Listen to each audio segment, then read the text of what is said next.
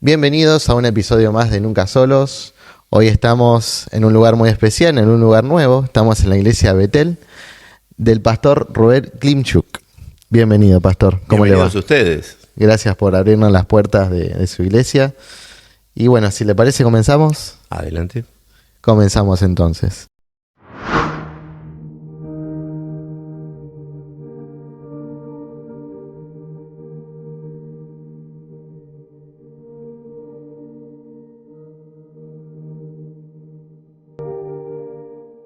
Pastor, ¿qué cosas de la vida todavía logran sorprenderlo? Wow. De la vida. Bueno, Dios siempre te sorprende. Dios siempre te sorprende porque nunca deja de tener cosas nuevas por sus misericordias, por su gracia. Creo que lo más sorprendente es conocer las historias de las personas que son transformadas por Dios. Eso nunca deja de sorprenderme, porque parece que es solamente, bueno, una persona sanada por acá, otro librado por allá, alguien que conoce a Cristo, cambia de vida, pero en cada historia nosotros tenemos la costumbre de cuando se bautizan las personas que vienen a la iglesia, pedirles que escriban su testimonio.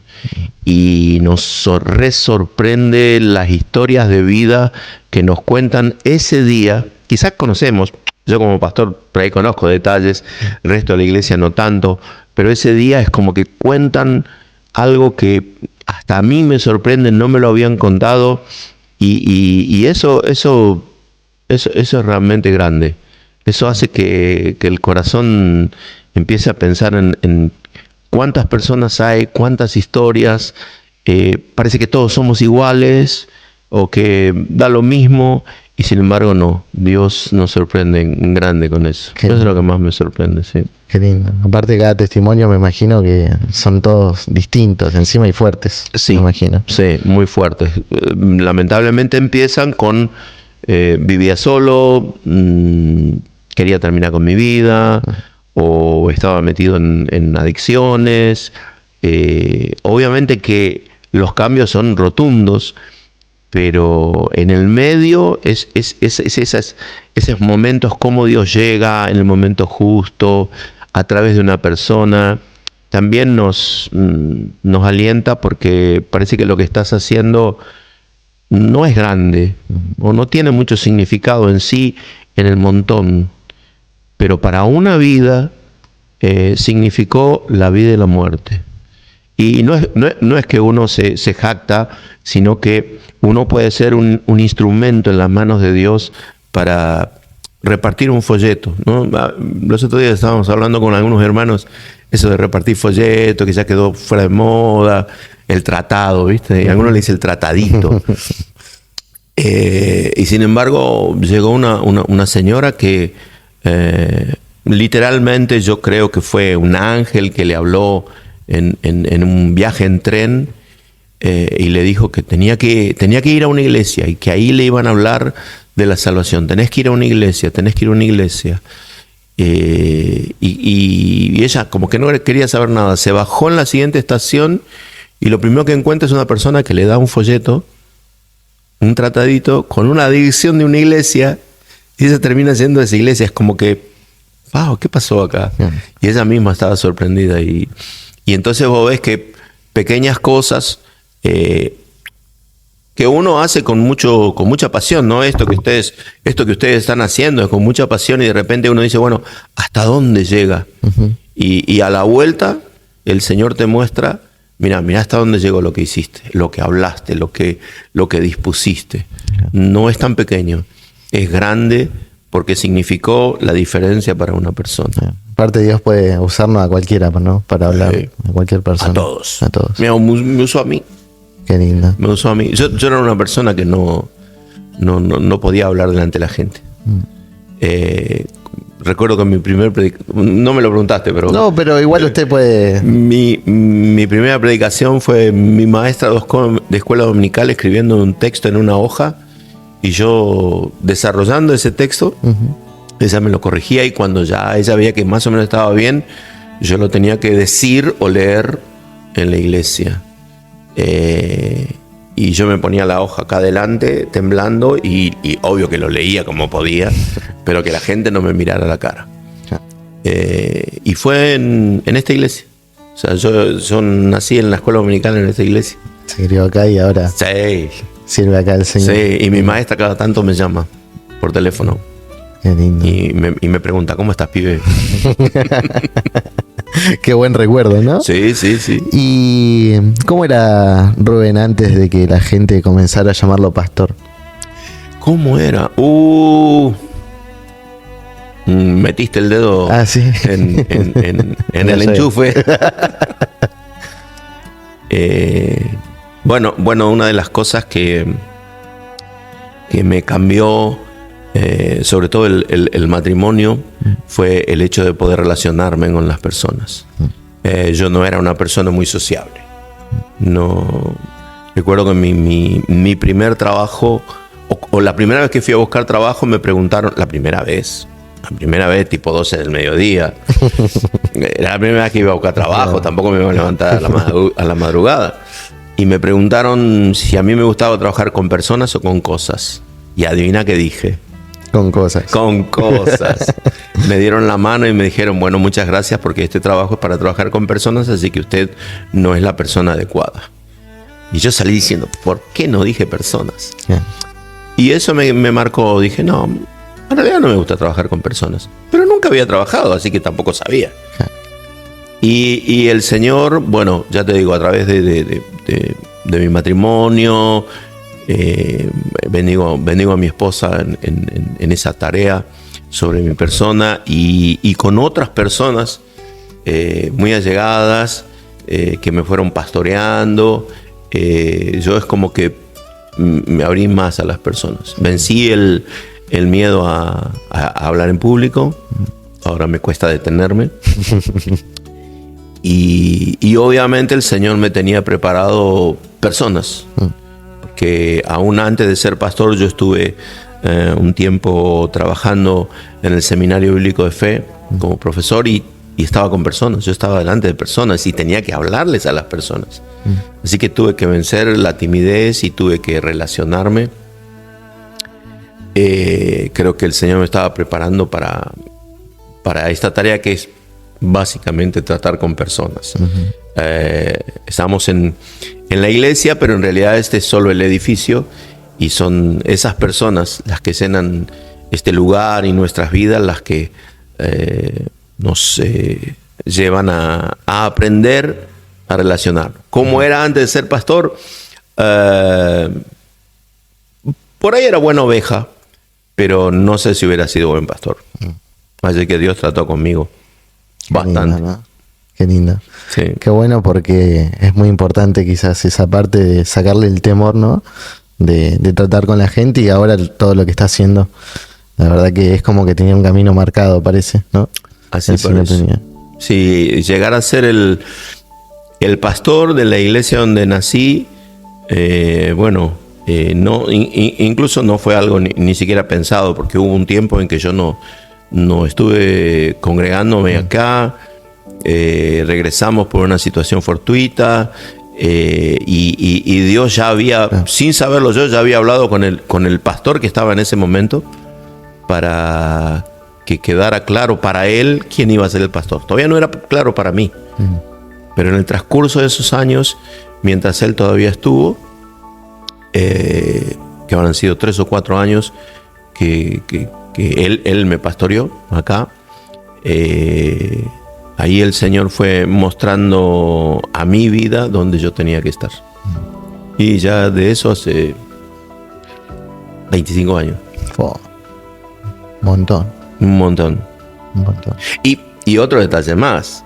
Yo vivo a 100 metros de acá. Ajá, está bien. O sea, este es mi barrio. Ese es el barrio donde yo nací, donde yo me crié. Si bien los vecinos ya no son todos los mismos, pero es el lugar donde me conocen. Claro. Y saben quién soy y cómo soy. Y bueno, caminar por el barrio donde vos naciste, pastor de acá, pastor de allá. Muy interesante. Qué lindo recuerdo, ¿no? Eso de cuando arrancó y bueno, ahora ver todos los frutos, ¿no? Que fue dando. ¿Y de dónde viene su apellido? ¿Cuál es el origen? Mi apellido es de origen ucraniano.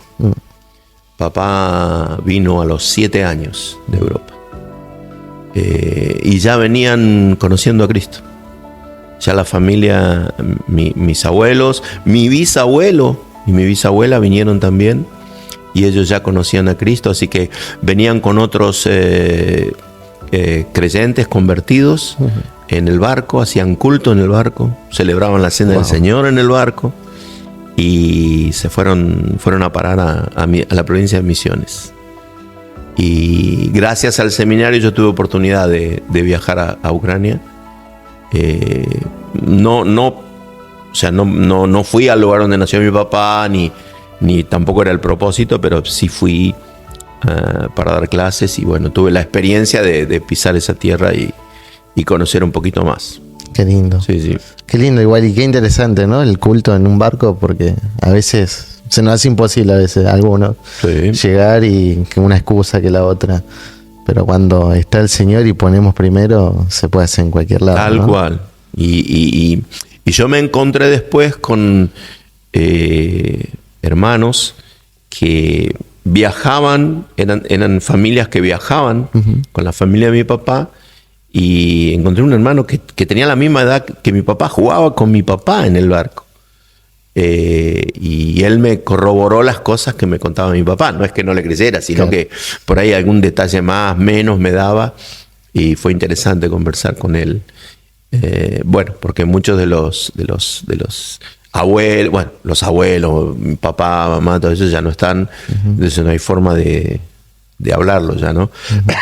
Pero bueno, lindas historias quedaron, muy buenas. Qué lindo y qué interesante. Y después se juntaban con la gente de la colectividad, por eso nacieron las iglesias culturales, las iglesias ucranianas o rusas. Acá hablan medio mezclado, ¿viste? Por ahí el idioma no es tan puro porque ya venían de una época donde el comunismo estaba imperando en la Europa de los años 30, y entonces tenían el idioma medio mezclado. Entonces le pueden decir iglesia rusa, ucraniana. Ahora está más definido por el tema de la guerra. Sí, está dividido, ¿no? Claro. Entonces se juntaban con la colectividad, pero no solamente con la colectividad, sino con los otros cristianos. Entonces hicieron colonias, en nuestro caso en Misiones, otros hicieron el Chaco, Mendoza, y vos hoy podés visitar esos lugares y encontrar templos, sobre todo en el campo, y los carteles en la puerta del templo están escritos en ucraniano. Decir, ¿qué hace esto acá? Bueno, pues es la colectividad. Por ahí ya adentro no se hacen en el idioma castellano. Pasaba acá, justamente mi papá era parte de una congregación eslava, y claro, yo no aprendí el idioma. Entonces, íbamos, no seguir, ¿no? Sabíamos que había que ir a la iglesia, pero yo no entendía nada. Excepto que alguno empezara a hablar o a cantar en castellano. Y entonces llegó un hermano que dijo, bueno, acá había iglesias de pentecostales, de los hermanos libres, ucranianas, criollas, como le decían en la colectividad. Pero salvo los hermanos libres, ninguna tiene escuela dominical. Entonces él empezó a hacer una escuela dominical en la casa de su mamá. Y es ahí donde mi papá me lleva, y es el comienzo de esta iglesia, con una escuela dominical. O sea, la iglesia donde estamos ahora arrancó con una escuela dominical. Con una escuela dominical. Los padres llevaban a los chicos, la esposa del pastor se encargaba de nosotros los chicos, y el pastor se encargaba de los adultos. Y enseñaban con la Biblia, no enseñaban con material. Tenían figuras. Yo aprendí con el franelógrafo, te digo. Se me sabe la edad ahí, pero yo aprendí con el franelógrafo. Siempre hago el chiste que tenía. Mi maestra tenía la figura de Abraham cuando tenía que sacrificar a Isaac. ¿Viste? Entonces está la figura de Abraham, muy toda bien pintada, todo con la mano con el cuchillo. Pero claro, después cuando había que representar otra figura, qué sé yo, un Moisés, y por ahí no lo tenía Moisés, la maestra. Entonces usaba el de Abraham, pero agarraba la parte del cuchillo y daba vuelta la cartulina para que quedara escondido. Claro. Entonces, para nosotros nos parecía Abraham, pero no es Abraham, ¿no ve que no tiene el cuchillo? Le había dado vuelta para... Y así, o sea, esa era las películas que nosotros mirábamos en la escuela dominical con el franelógrafo. Y así aprendí el Antiguo Testamento, el Nuevo Testamento. Por ahí ahora es mucho más veloz, mucho más rápido. Antes era mucho más lento. Pero lo aprendí así. Y me estaba recordando hoy, ¿no? De el amor que sembraron por la palabra. Yo quería ser como mi pastor. Yo quería dejar de estar en la escuela dominical de chicos, no porque me enseñaran mal, sino porque yo quería escuchar a mi pastor que enseñaba. Y cuando ya empecé a ir a la clase de adultos, wow, fueron 5 años que ellos estuvieron trabajando con la iglesia. Pero eso sembró en los que estuvimos en esa época. De hecho, hay una familia aquí en la iglesia que es ella fue compañera mía en la escuela dominical y toda su familia está en Cristo. Su padre y su madre fueron de los primeros convertidos en la iglesia, y todos nos quedamos prendidos en eso, en el amor a la palabra, en la seguridad de que esto es la palabra de Dios. Qué lindo. Y de ahí, bueno, ¿por qué termino enseñando en el seminario? Porque ese pastor sembró en mí el amor a la palabra. Como que dejó un sello, ¿no? Pareciera. Totalmente. Qué lindo. Tal es así que, bueno, por ejemplo, cuando yo fui a Ucrania a enseñar y yo saqué fotos, yo le mandé fotos a él. Él vive en los Estados Unidos. Le mandé fotos diciendo, bueno, esto es producto de tu trabajo, pastor. Porque yo fui, pero es como si vos hubieras sido. Porque yo fui habiendo aprendido de vos. Bueno, esas cosas no. Hay figuras en tu vida que te marcan, como tu padre, tu pastor, tu mejor amigo, tu esposa. ¿Sí? Personas que son como mojones en tu vida y van dejando un sello, una semilla, que creo que es parte del trabajo de Dios para guiarte. Dios no te muestra todo de golpe, te va mostrando medida que vas andando. Y lo mismo, como te dije, para ser pastor aquí en esta iglesia. Dios ya le había mostrado al otro pastor que estaba, y él nunca me dijo nada, hasta que, bueno, se decidió que yo quedara de pastor, y entonces él reveló cómo Dios le mostró. Y yo le dije, ¿por qué no me dijiste antes? Y él me dijo, no, porque yo tenía que esperar que Dios te lo mostrara a vos. No era el momento todavía. No, yo ya lo sabía. Ahora que Dios trate con vos. Okay. Eso son cosas que te enseñan, ¿viste? Porque las aprendes en el camino. Qué fuerte igual, porque ya hace 4 años sabía que usted iba a ser pastor y... Cuando yo llegué acá, él, a ver, más o menos, para ubicarnos en el tiempo, 6 meses antes de que yo volviera a congregarme acá, 6 meses antes, había sido invitado a predicar acá, porque eran los 25 años de la iglesia, y esa noche él y su esposa tuvieron la confirmación. O sea que 6 meses, nunca me dijeron, yo no me congregaba acá, así que 6 meses después llegamos para congregarnos y listo. Nada. Yo necesito necesito un pastor, listo, adelante, congregate con tu familia.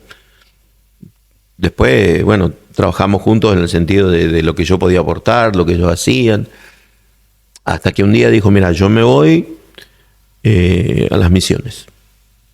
y entiendo que vos te tenés que quedar a cargo. Era un periodo de 3 meses. Y después vemos. No te puedo decir, no te puedo dar seguridad que es lo que voy a hacer. Sé que el Señor nos está llamando, pero queremos ver. Él tenía su edad ya, él quería saber el entorno del lugar y demás. Así que viajaron, específicamente a Italia. A los 3 meses volvió y me dijo, no, dice, puede pasar 10 días, 10 meses, 10 años, no importa. El Señor nos llamó a irnos. Así que hablalo con Dios. Y bueno, así trabajamos, ellos seguían congregándose acá. Él planteó el hecho de que el pastor ya no era él, que era yo. Y así, literalmente. Y cuando llegó el momento de que ellos se fueron, ahí él dijo, Dios me mostró así, así, así. Al otro día ya tomaba el avión y se iba. O sea, le dejó eso y se fue. Y se fue. Y bueno, después de un tiempo, estuvieron varios años allá. Después de un tiempo ellos volvieron acá a Argentina. Él ya está con el Señor. El año pasado él partió. Su esposa está trabajando en la iglesia de su hija, su yerno. Pero es como que yo aprendí lo que significaba Dios te llamó ahora a vos, esto es tuyo, para vos. Hacete cargo. Ser obediente, ¿no? Sí. Sí, y con una actitud de desprendimiento impresionante, porque él también había estado 25 años acá. Claro. Y muchos años y dejar eso. Tal cual. Creo que seguramente le costó mucho. Le costó a él, le costó a la iglesia. Bueno, tal vez el Señor todavía, a mí no me dijo nada, pero en una de esas me dice algo. Qué lindo. ¿Y qué verdad entendió con los años de joven que le costaba comprender? ¿Qué verdad? Bueno, todas las verdades. Porque de joven sos más idealista. ¿Sí? Por ahí no soy muy sanguíneo en las cosas que hago. Pero la mayoría de las cosas que mis mayores me marcaron, las entendí cuando ya pasó. No porque un joven no pueda entenderlas, no, sino porque no era el momento. No era el momento. Yo creo que hoy es momento para hacer ciertas cosas y otras cosas no. ¿Por qué? Porque tienen que hacerla otros. Porque si vos pudieras hacer todo, entonces ya no es un cuerpo. Estos días estos días muy mundialistas, estamos compartiendo con la iglesia la necesidad del trabajo en equipo, basándonos en los equipos de fútbol. Entonces yo hace poco presenté a la congregación el equipo que tenemos aquí en la iglesia, con todos los ministerios y cómo cada uno interviene en el arco, en el mediocampo, haciendo goles. Y marcamos la necesidad de hacer asistencias. No son los goles tuyos los que cuentan. Aunque todos los goles cuentan, pero son los goles del equipo. Entonces, ¿cómo estamos asistiendo? Como joven yo pensaba que yo podía hacer todo. Y uno llega a cierta edad y dice, yo puedo, porque yo todavía soy joven, entonces yo puedo seguir haciendo. Y el Señor te hace notar que no tanto porque no sos joven, sino porque nunca era para que lo hicieras solo. Era para que trabajaras en equipo. Ese pasaje que el Señor constituyó a unos apóstoles, profetas, evangelistas, pastores, maestros, para la edificación del cuerpo de Cristo, es una realidad. No, ellos no lo edifican. Yo, pastor, no lo edifico. Yo colaboro para que la iglesia edifique, los santos edifican.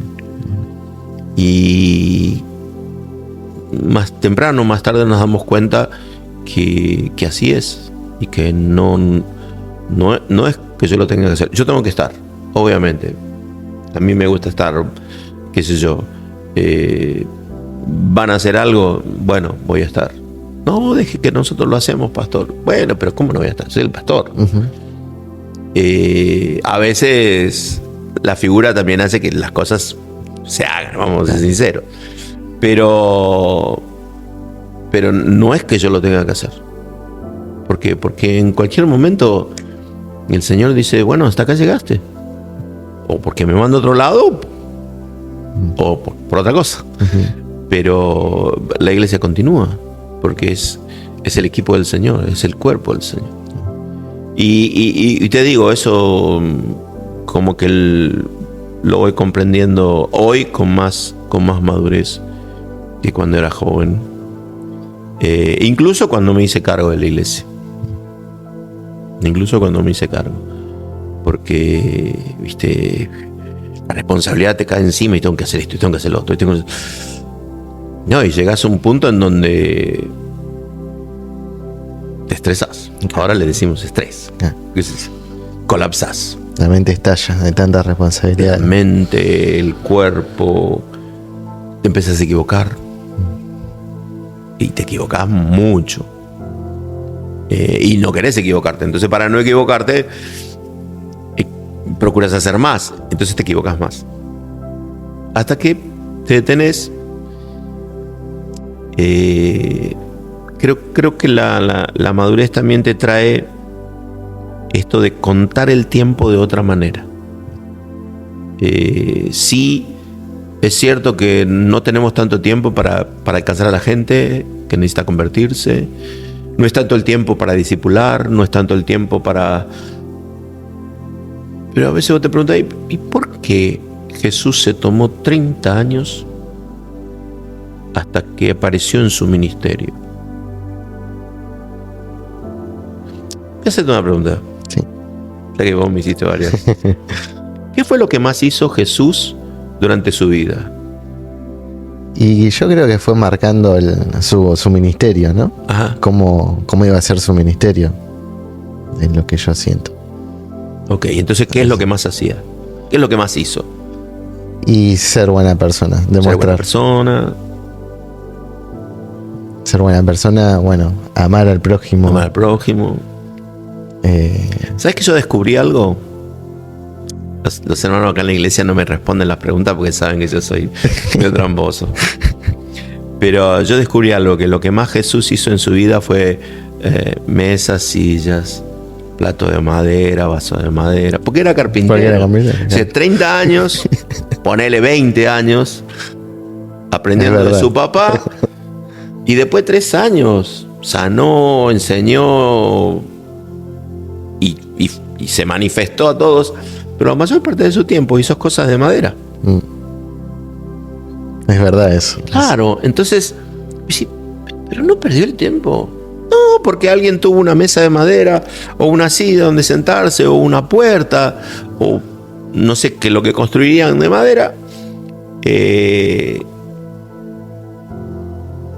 Bendijo a alguien. Sí, pero su ministerio, sí. Bueno, y ahí empiezo a ver lo que son nuestros ministerios o nuestros llamados. El Señor no nos deja aparecer antes de tiempo. Y hasta que aparecemos, ¿qué hacemos? Lo que todos haríamos. Lo que, no sé, uno puede ser contador, otro puede ser médico, otro puede ser albañil, el otro puede... Y hacerlo para la gloria de Dios. Y cuando llegue el momento, tal vez el Señor te lleve a otras cosas. Entonces me doy cuenta que si bien todo es apurado y todo es necesario, el Señor se toma su tiempo. Por alguna razón Él se toma su tiempo. Él permite que llegue el kairos de cada persona, la oportunidad, el momento, y es el momento apropiado, no antes. Porque si no, si lo queremos apurar, las cosas salen mal. Y eso es lo que descubrí ahora que no era, cuando era joven, no. Y a veces, por ahí en los jóvenes y también en los adultos, ¿no? A veces el trabajo en hermandad es complicado a veces, pero es tan importante, ¿no? Para consolidar también la iglesia. Sí. La comunión es el trato unos con otros. Mirá, yo te dije hoy que para mí ha sido a lo largo de mi vida bastante difícil relacionarme con personas. Una de las cosas que, más allá de las personas que estuvieron a mi lado, hay un libro que se llama 25 maneras de ganarse a la gente. No solamente lo leí, sino que lo resumí, lo tengo en una libreta personal que cada tanto leo, porque sé que es mi lado flaco en cuanto al ministerio. Parece raro, pero es mi lado flaco. Tengo que volver a preguntar a la gente cómo se llama, se me escapa rápido el nombre, no relaciono cara con nombre, es decir, pequeños detalles que hacen que desaparecen cuando vos empezás una relación con alguien y la mantenés. Entonces se va fijando en tu mente su cara, su nombre, su apodo, sus gustos. Y sé que tengo que trabajo con eso. Y es grandioso porque la iglesia se basa en eso. La relación, qué sé yo,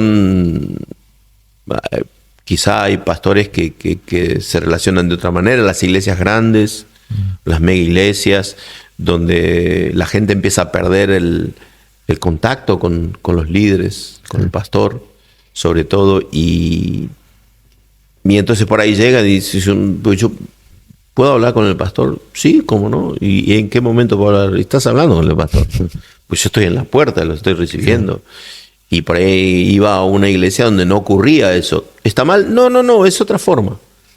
Es diferente, qué sé yo, optaron por esta forma y por ahí la gente necesita. También está lo otro, el peligro de la pastor dependencia. Pastor, óreme, pastor, llámeme, o pastor, mándeme un mensaje, o visíteme, que son todas labores pastorales, pero de repente la gente confía en eso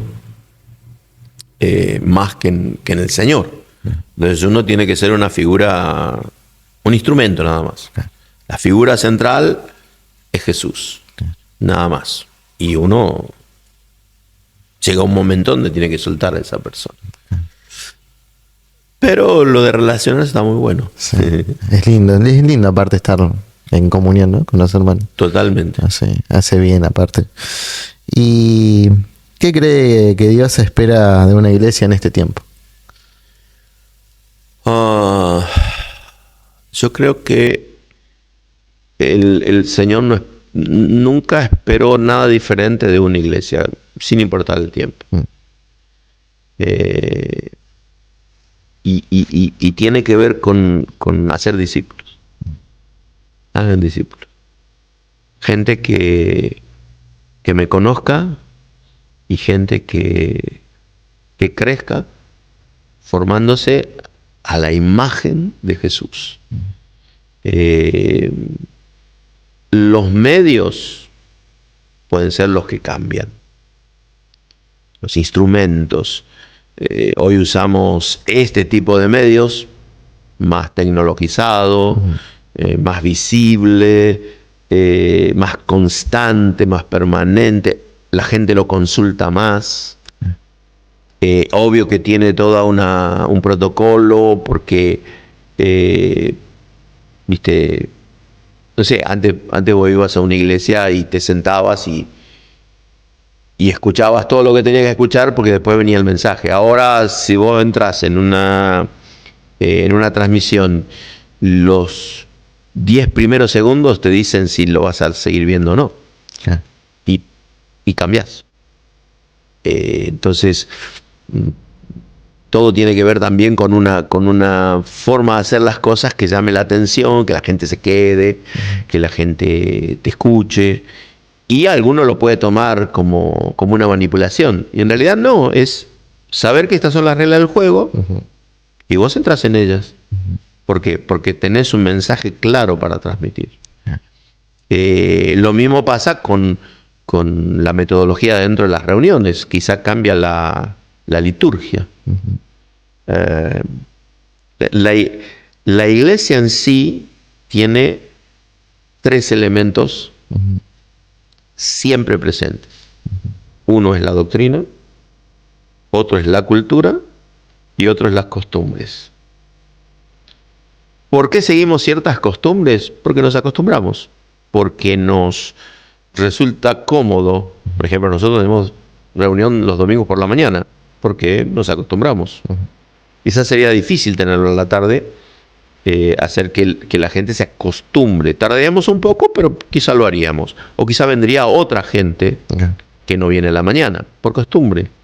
La cultura, bueno, la cultura tiene que ver con esto que hablábamos antes de, por ejemplo, del origen de los apellidos, de las iglesias culturales, de cómo aprendieron a hacer nuestros abuelos y por qué hacen así. Y porque lo hacía mi abuelo.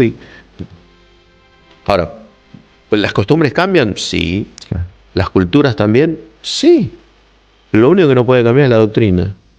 ¿Por qué? Porque la doctrina, bien entendida, es la correcta interpretación de la correcta lectura del texto bíblico. Entonces no lo podemos cambiar. Pero después, cultura, costumbre, y ahí entra la liturgia. Si cantamos coros o coritos, como le decíamos antes, o himnos o canciones, worship, todo eso, es todo parte de ponernos de acuerdo cómo lo vamos a hacer. Y Jesús dijo, si dos o tres se ponen de acuerdo, y el acuerdo ese es la palabra sinfonía. Si hacen sinfonía dos o tres, hagan, yo estoy ahí, yo estoy de acuerdo y yo estoy con ustedes. Entonces, otra vez volvemos al concepto de la comunión. Tenés que tratar con el otro, relacionarte con el otro, hablar con el otro, profundizar con el otro. ¿Para qué? Para ceder, en todo caso, ¿no? No para imponer, sino para ceder. Bueno, che, ¿por qué no hacemos esto? ¿Por qué no lo ponemos así? ¿Y esto nos condenaría si hacemos esto? No, ninguna condenación. Esto es parte de una estructura móvil, de un andamio que sostiene la forma de hacer las cosas. Lo que no podemos cambiar es la esencia. Y ese es el amor a la palabra, el amor a cómo ver la palabra, a cómo considerar la palabra. Yo suelo preguntar, ahora ya te digo, no me contestan la pregunta porque hago trampa, pero yo solía preguntar, ¿qué es más importante? ¿Lo que dice la Escritura o lo que enseña la Escritura? Ahí se planteaba una polémica, lo que dice, lo que enseña, Bueno, en realidad es tan importante lo que dice como lo que enseña, porque lo que enseña surge de lo que dice. Pero si lo que dice lo leemos mal, entonces nos va a enseñar otra cosa. Entonces, aprender a leer bien, leerla, e interpretarla y vivirla. Creo que el Señor nos llama a eso. Creo que el Señor hoy sigue insistiendo con la iglesia en eso. Los apóstoles justo estamos desarrollando Hechos y me toca Hechos 6 ahora. Se planteó el problema con las viudas en Hechos 6 y los apóstoles dicen, bueno, ¿qué vamos a hacer? Vamos a ponernos a alguien encargado de esto porque nosotros no podemos dejar el ministerio de la oración y la palabra. ¿Había un problema? Sí. ¿Se podía solucionar? Sí. Había que mover ciertas cosas, las movieron, pero ellos dijeron, nosotros tenemos nuestro ministerio, la oración y la palabra. Escogieron a los que llamamos diáconos, que los pusieron a cargo, que no los eligieron ellos, los eligieron los discípulos, y ellos siguieron con su ministerio. ¿Por qué? Porque sigue siendo tan importante la oración y la palabra. Y eso creo que el Señor sigue demandando de la iglesia. Por supuesto, haciendo discípulos, ¿no? Claro. Enseñándoles a otros. De hecho, el texto que siempre marcó mi vida es 2 de Timoteo 2:2. Lo que has oído delante de mí ante muchos testigos, esto enseña a hombres fieles que sean idóneos para enseñar también a otros. Ese texto, si alguien me pregunta cuál es tu texto, es y trato de hacer eso. trato de vivir ese. Así que por eso mi respuesta fue para ese lado también. No, la verdad que es muy lindo todo lo que está diciendo. A mí, yo que estoy acá escuchándolo, y también el público, ¿no? Sé que va a ser de mucha bendición. ¿Y qué sueño sigue teniendo para la iglesia? ¿Qué sueño sigo teniendo para la iglesia?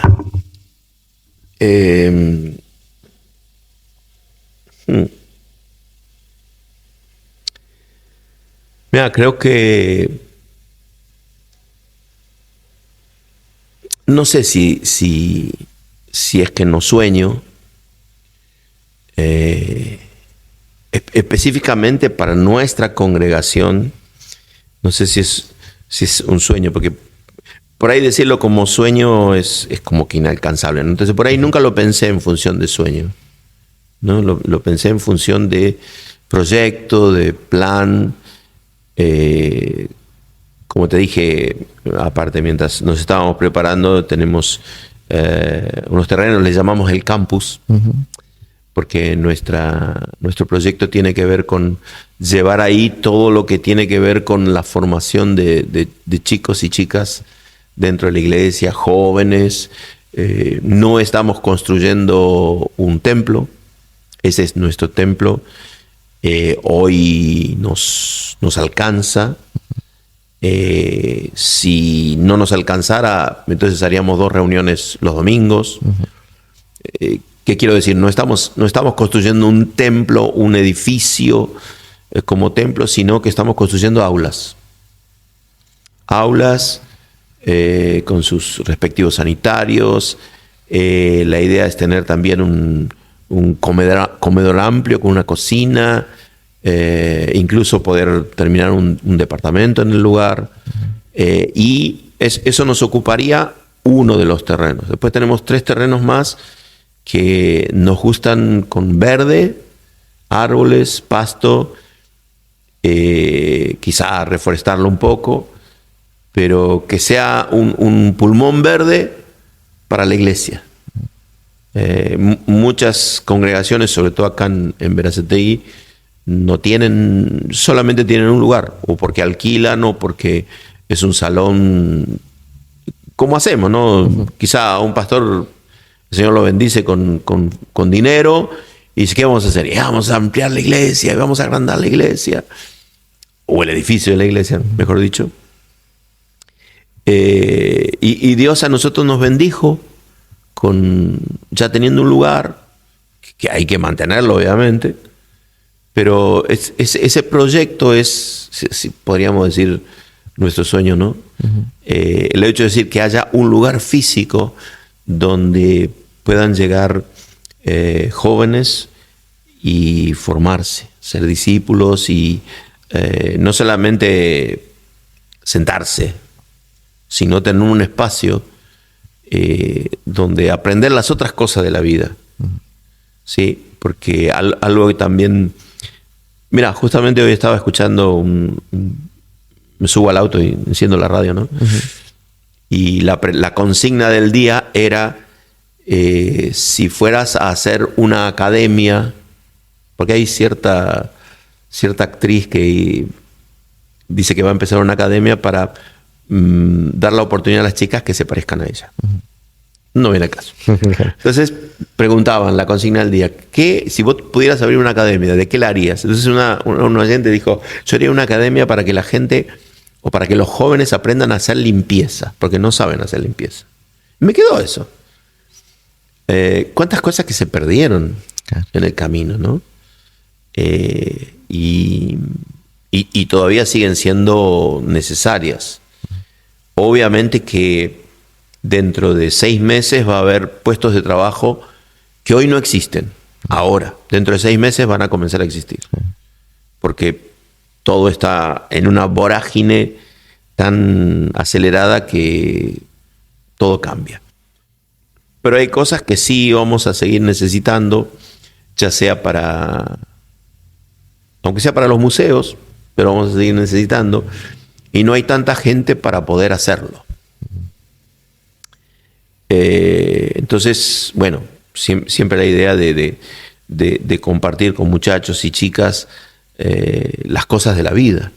Porque no es solamente yo te enseño las bienaventuranzas, Mateo capítulo 5 y el Sermón del Monte 6, 7. ¿Cómo lo aplico en la vida? ¿Cómo hago eso para llevarlo a la vida? ¿Cómo lo aplico en tu vocación? ¿Cómo lo aplico en tu vivir cada día con la familia que vivís, con los padres que vivís, con los hermanos que tenés o con los que no tenés? Y como comenzaste vos al principio preguntándome las cosas que me sorprenden, y yo te dije lo que Dios está haciendo en la gente, lo vemos en los muchachos y las chicas. No hay fabricación ahí, porque un adulto hasta podría llegar a inventar que le pasó algo, pero los niños y los jóvenes no. Ellos son muy sinceros, muy abiertos, te dicen las cosas como son. Y cuando te empiezan a contar lo que va pasando en su vida y cómo Dios va obrando, vos ves cosas genuinas. Y en algunos casos hasta ingenuidad. Pero vos vas viendo ahí la mano de Dios. Entonces, tener un lugar como ese, no solamente un templo para reuniones, quizás podría decir que es mi sueño. El hecho de decir, de poder tener un lugar. Hoy vinimos, yo tuve que abrir la puerta, pero qué tal si pudiera estar, no digo 24 horas, pero gran parte del día el lugar este o el otro abierto, ya medianamente terminado, y tener asistencia para la comunidad. Nada, eso. Hay un lindo trabajo también aquí en la ciudad. Hay un buen grupo de pastores en lo que llamamos el Consejo Pastoral. Si querés un día te presento al presidente. Sí, mucho gusto. Te presento al presidente. Mira. Sí. Te voy a hacer una entrevista. Bueno. Como presidente. No, tuvieron la idea de ponerme en este tiempo. Y bueno, y tenemos un lindo grupo de pastores haciendo cosas en la ciudad, en conjunto, qué sé yo, la celebración de Pentecostés, la marcha de la Biblia, para la Semana de la Biblia.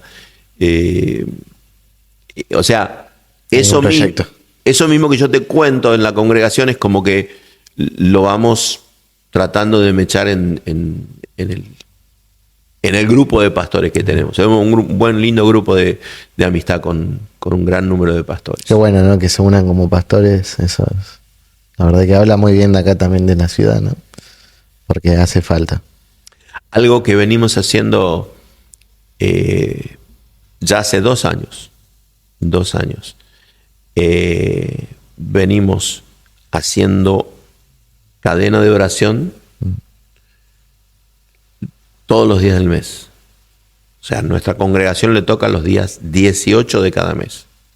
Entonces nosotros tenemos el día 18 una lista de hermanos que ora de 0 a 24, ¿no? Cada uno toma una hora, algunos media hora, es cierto.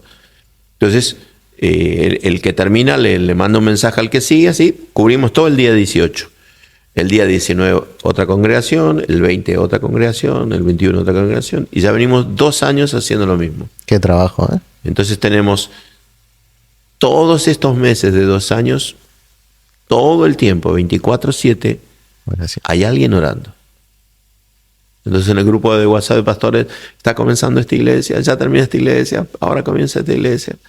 Y eso creemos que produce cambios. Sí.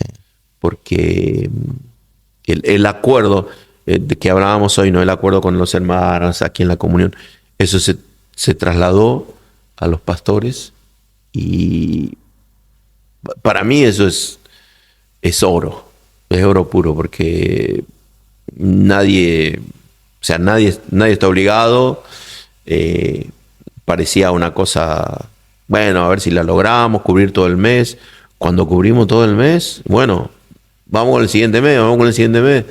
llegamos al año y ¿qué hacemos? ¿Seguimos? No, y seguimos. Y ahora ya nadie pregunta, ahora ya están todos entusiasmados y seguimos haciendo. Caiga el 18 del mes, cae sábado, domingo, lo que sea, ese día es nuestro día de oración. Y van sumándose otros pastores en días que ya están cubiertos, pero no importa. Ya 2 iglesias. Sí, no hay ningún problema. Qué importante, ¿no? La oración, aparte, hace efecto. Hace efecto. No tengo duda de eso. Sí. Y lo mismo para campañas o cuestiones solidarias.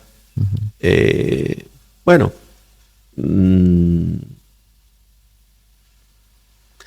Ha sido nuestra experiencia. No porque seamos mejores que nadie, nos salió bien.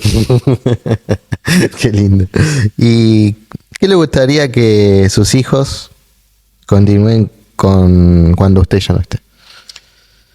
Mis hijos. ¿Mis hijos en sentido biológico o en sentido espiritual?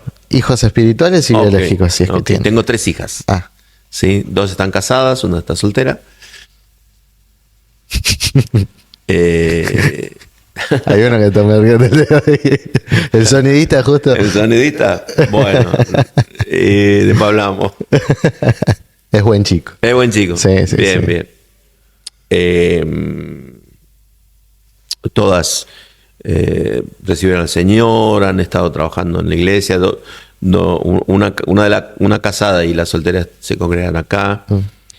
De hecho, la soltera está en el tema de multimedia. Y bueno, mirá, yo siempre digo que ahí nunca dejamos de sembrar. Pero obviamente hay un tiempo en donde vos comenzaste a sembrar. Si vos no sembraste ayer y hoy, no esperes cosechar. Pero si sembraste, la sorpresa viene cuando de repente te dicen: hola, acá estamos, nosotros somos el resultado de lo que usted sembró. No ayer, pero unos años atrás. Y he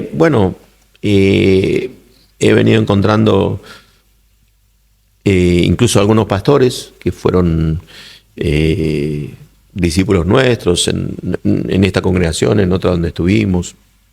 Hoy son pastores. Nos encontramos, nos bendecimos, nos recordamos de cosas, pero viste, la mayor bendición es verlos. Yo me acuerdo lo que era él. Bueno, ¿qué le habrá pasado a mi maestra de escuela dominical pensando en mí? ¿Qué sé yo? Entonces yo creo que llegas a una edad en donde si sembraste, vas viendo esas cosas. Y hay que seguir sembrando. Me gustaría que obviamente todos en los que sembraras pudieran desarrollar el fruto apropiado, no para que me vinieran a decir, sino obviamente por esa cuestión de lo que yo creo que el Señor espera de la iglesia. Se dice que cuando vos plantás un nogal, no comes del nogal, pero tus hijos van a comer del nogal. El que planta no come del nogal. Y bueno, y es así. A veces llegás a ver los resultados de lo que hiciste y a veces no. Y en eso tenés que confiar en el Señor y saber que uno planta, el otro riega, pero el crecimiento lo da el Señor. Entonces, bueno, así como... Y lo estoy viendo, no solamente de repente aquí, que es... Por ahí en lo cotidiano es más difícil de verlo, ¿viste? Porque en lo cotidiano vos ves todo. Quizás más en las personas que no ves hace tiempo y de repente aparecen y dicen: acá estoy, y vos, y estoy sirviendo al Señor acá, estoy sirviendo allá. Me ha pasado mucho con alumnos del seminario, encontrármelos, tu pastor, ni más ni menos, ¿no? Encontrármelo y decir: usted fue mi profesor, usted me enseñó tal. Y algunos no me acuerdo. Yo llevaba, tengo un cuaderno grande cuando terminaba el trimestre, o en el interior, que terminábamos en una semana las clases, uno viajaba. Entonces yo copiaba la lista de los nombres de los alumnos y el último día sacaba una foto. De cuando era con rollo. Claro. Entonces revelaba la foto y la foto la pegaba al lado de la lista. Entonces, puede ser que el último tiempo, no sé si era porque me había cansado o porque ya no tenía foto, no tenía plata para revelar el rollo, no me acuerdo. Por ahí me faltan algunas fotos, pero tengo la lista con los nombres. Entonces, qué sé yo, vos venís y me decís, yo fui alumno suyo en el centro, qué sé yo, General Pacheco. Ah, ¿te acordás del año? Entonces yo voy al cuaderno ese, tengo en un cajón. Ah, acá está. Y te encuentro. Y eso no sé por qué se me ocurrió hacer eso, pero hoy me encuentro con muchos así. Y los busco y ahí estaban. Ahí están. Sí, sí. Me llevan el recuerdo con eso. La lista. Claro, claro. Me acuerdo con eso. Me acuerdo, me dice, usted me aplazó. Usted no, bueno, cosas. Detalles De la docencia. Sí, pero lindas experiencias. Lindas y buenas experiencias. Que bueno, cuando tengo la oportunidad de contarlas, es para animar. Te las cuento o las cuento acá porque supongo que a alguno le animará, sobre todo pensando lo que estoy haciendo tendrá algún resultado, a alguien le interesará, será que tocaré algún corazón. Bueno, Dios te va. Siempre digo, vamos a estar con el bastón así, y va a venir una familia con todos los chicos a decir, usted fue nuestro pastor, o usted me llevó a Cristo, o usted me enseñó, y vos vas a estar con el bastón todavía por subirte al tren, viste que se va. Y el Señor te lo va a mostrar, como diciendo, era por esto. A veces pienso por ejemplo, en Moisés, ¿no? Vivió tantos años y ¿cuántas cosas hizo Moisés? Nada, sacar al pueblo de Israel de Egipto y llevarlo a la tierra prometida, que no los entró, pero a veces pensamos y tenemos que volver a ver los personajes bíblicos reales. El Señor los usó para hacer una cosa y por ahí aparecen por una sola cosa y ya está. Jesús dijo de Juan el Bautista, él era una antorcha que ardía y a ustedes les gustó cobijarse bajo su luz por algún tiempo. ¿Y qué pasa con la antorcha que arde? Se quema y se apaga. Y ese fue Juan el Bautista. Apareció, brilló, se apagó y ya está. Cuando él le pregunta, le manda a preguntar al Señor, ¿eres tú el que había de venir? Él está preso. En breve le van a cortar la cabeza. Él supone, no sé. Pero él le manda a preguntar. Y está el conflicto, ¿no? Tenía duda. Él lo vio venir a Jesús, era su primo. Uh-huh. Lo vio venir a Jesús y dijo, este es el Cordero de Dios que quita el pecado del mundo. Y ahora preso le está preguntando, ¿sos vos o no sos vos? Entonces, bueno, se empieza con la especulación. Tenía duda, no tenía duda. Bueno, estaba preso, ¿dónde estaba su fe? Bla. Yo creo que Juan, para salvar el buen nombre y honor de Juan, Juan lo que estaba diciendo es, si este no es, yo de acá salgo libre. Porque yo tengo que preparar el lugar del que sí es. Okay. Pero si este es, chao. Hasta que llegue. Mi ministerio terminó. Y lo cumplí. Eso es... es bueno saber que vos fuiste llamado no para hacer todas las cosas, sino fuiste llamado para algo. Y que vos pudiste hacerlo. Señor, ¿ya está? Gracias. Eso está buenísimo. Qué lindo, qué lindo. Yo no lo había pensado así, esa pregunta cuando le haces. Y la verdad que es como que se siente, parece, ¿no? Muy... Tal cual. Una vez estábamos en una reunión y claro, la reunión era de pastor, de líder, entonces tenía un objetivo. Y todos estaban dando su testimonio acerca de ese objetivo. Y yo no tenía testimonio sobre ese punto específico. Entonces todos nos dividieron por grupos y estábamos en cada mesa y cada uno contaba su testimonio. Y cuando me tocó a mí, digo, no, yo no, sobre este tema no, yo no puedo, no ha sido mi enfoque, perdónenme, digo, pero no. Termina todo yo y otro pastor que estaba en la mesa me invita a tomar un café. Me dice, yo te noté algo, te noté mal, como que te quedaste ahí, que vos no podías aportar a lo que todos aportábamos. Y yo, puede ser. Me dice, bueno, este encuentro es para enfatizar esto que estamos hablando. Obviamente que vamos a estar hablando de esto, no de otra cosa, pero yo te voy a hacer una pregunta. Sí, cómo no. ¿Vos crees que estás haciendo lo que el Señor te llamó a hacer? Yo le dije que sí. Y esto es suficiente.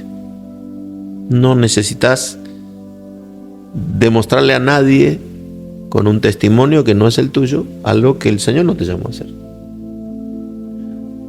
Gracias, pastor.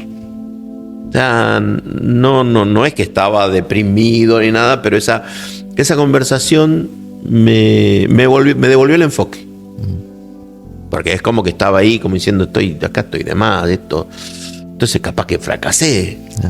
Y me dice, no fracasaste, porque si el Señor te llamó a algo y lo estás haciendo, punto. Son momentos en tu vida donde por ahí la circunstancia, el tema, lo que fuera, te desvía un poco. Claro, el desvío pequeño acá es un desvío grande más allá. Pero Dios se encarga de volverte otra vez a la vía. Qué linda enseñanza. Sí. Y la última pregunta. La última, ok. La final. Wow. ¿Qué conversación con Dios nunca va a olvidar? ¿Qué conversación con Dios nunca va a olvidar?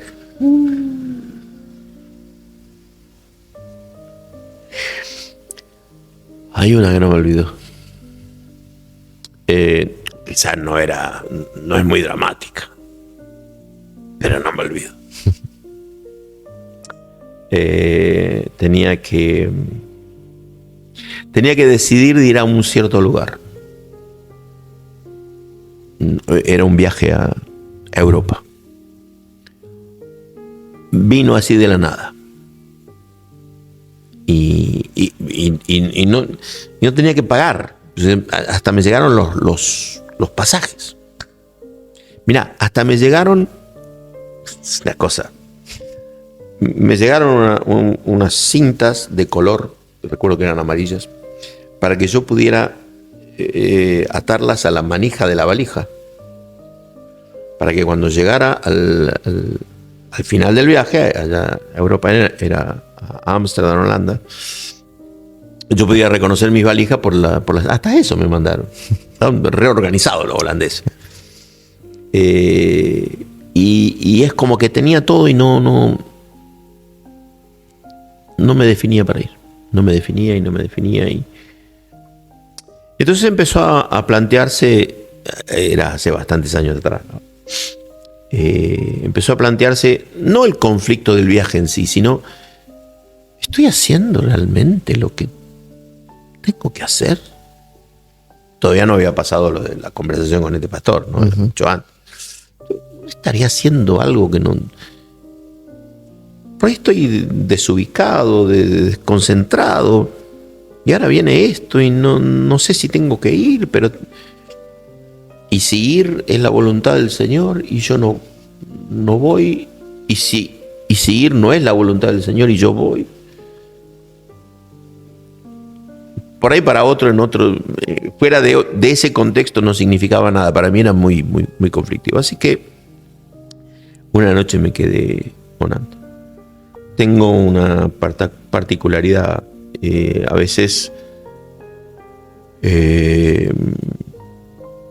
más que hablar, me gusta escribir.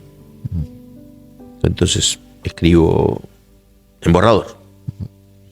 Y en vez de hablar, escribo. No para guardarla ni para venderla como una oración. Decí esta oración que te va... No, una cosa mía. Pues lo rompo y ya está. Me quedé esa noche, cuando todos se fueron a dormir, me quedé en una oficina que tengo en casa y orando al Señor así, escribiendo, qué sé yo. Y hasta que ya no me dio más, ya me agarró sueño y dije, bueno, hasta acá llegué. Pero el Señor me dio un texto. Y me fui a dormir con ese texto. Que ahora ya te lo voy a decir. Me fui a dormir.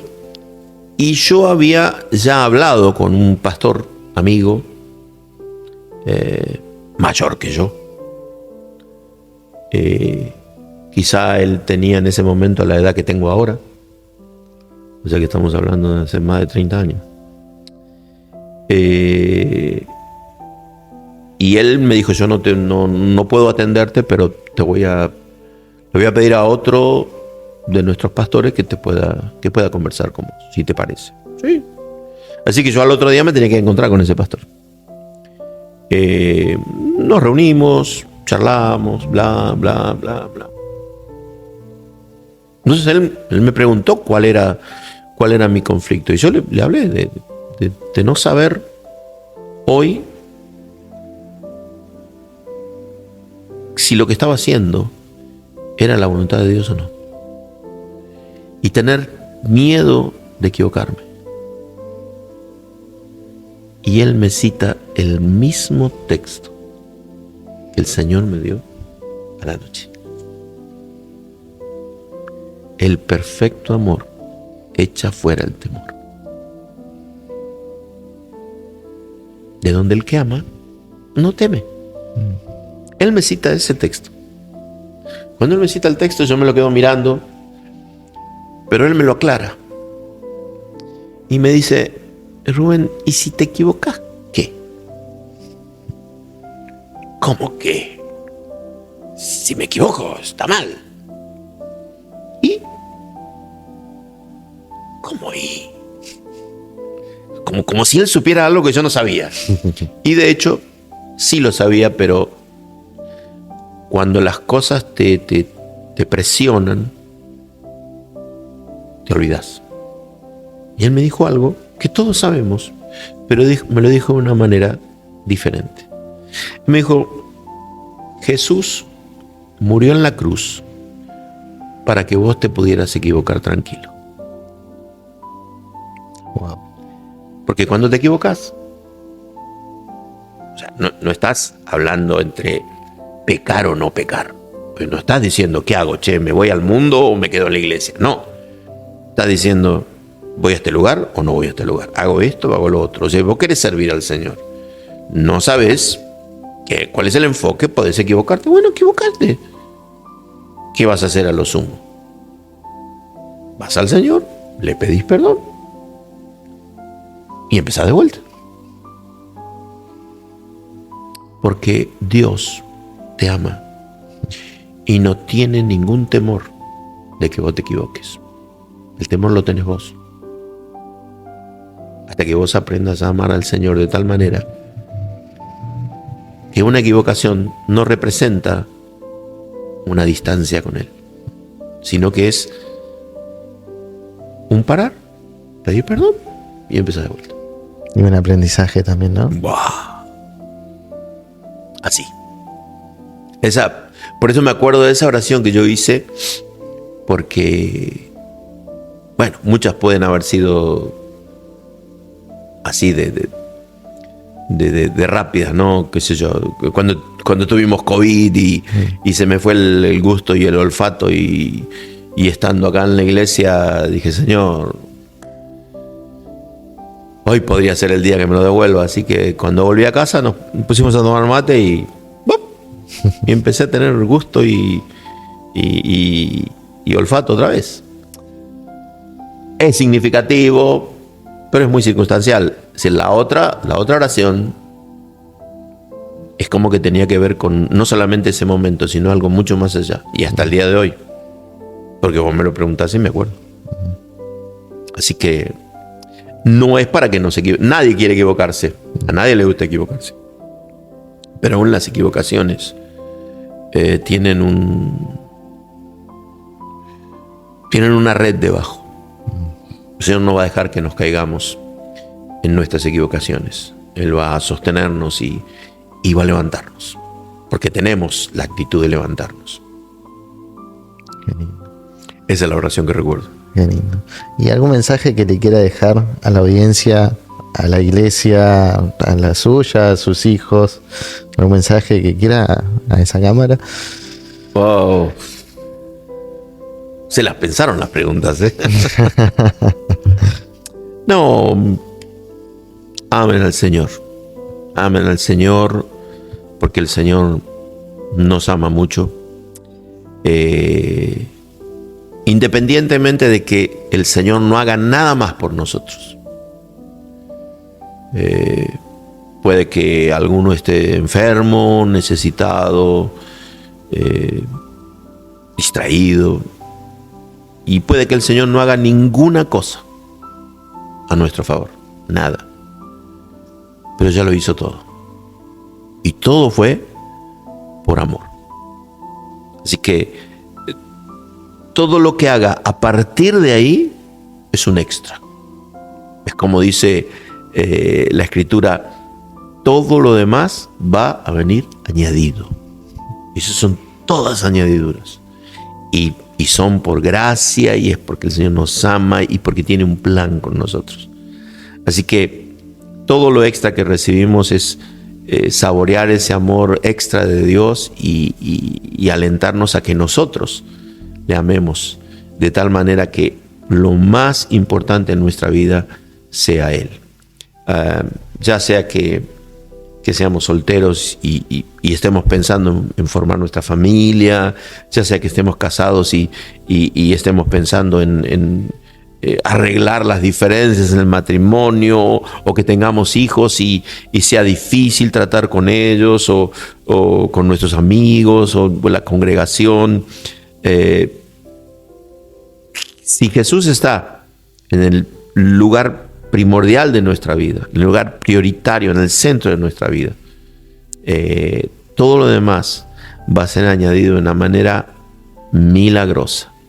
Sepan confiar en el Señor, porque de eso se trata, el amor y la gracia del Señor. Qué lindo mensaje. Le doy muchas gracias, pastor, nuevamente por abrirnos las puertas, por este momento tan hermoso. Yo en particular me llevo muchas cosas en mi corazón. Sé que la gente que lo va a escuchar también. Y nuevamente te doy muchas gracias. Y bueno, esperemos hacer alguna entrevista más en algún momento. Vamos a cerrar las puertas porque si no se va a meter alguien, pero las puertas están abiertas. Sí, por favor. Bueno, por favor. Muchas gracias, pastor. Gracias a ustedes. Esto fue Nunca Solos. Gracias nuevamente por estar ahí atrás de la pantalla. Y si Dios quiere, nos vemos en el próximo capítulo. Muchas gracias.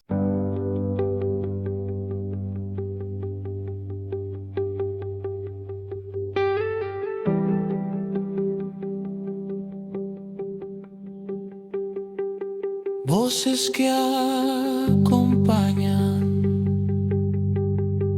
Si alguna vez sentís que nadie te escucha, si pensás que nadie te ve, acordate, no estás solo. Nunca solo.